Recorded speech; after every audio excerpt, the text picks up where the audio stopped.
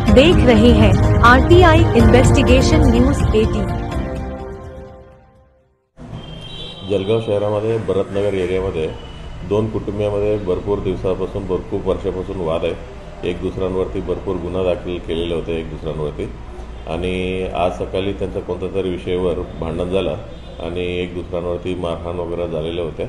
त्या विषयावर एका माणसांना आता सिव्हिल हॉस्पिटल ॲडमिट झाल्यानंतर मरण पावले म्हणून त्यांनी डॉक्टरांनी रिपोर्ट दिलेला आहे। सविस्तर आम्ही विषयाचा सखोल चौकशी करून जे योग्य तो कलमानुसार आम्ही FIR दाखल करणार आहे। आणि ही काही राजकीयाचा काही संबंध नाही आहे, आजचं इलेक्शनचा विषय पण काही संबंध नाही आहे। कोणी कोणत्याही विषयावर अफवावर कोणी विश्वास ठेवू नये।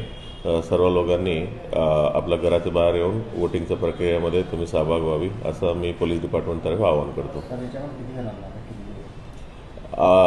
म्हणजे FIR दाखल करण्याची प्रक्रिया चालू आहे।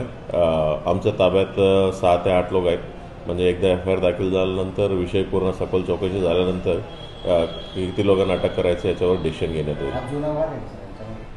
हा जुना वाद आहे, म्हणजे दोन कुटुंब आहेत, म्हणजे त्यांना रेल्वे स्टेशनला कामानिमित्त माताडीचा विषयावर त्यांचे जुने वाद आहे। एक दुसऱ्यांवरती भरपूर जुने गुन्हे आहेत, म्हणजे एक दुसऱ्याने दाखल केलेले आहेत।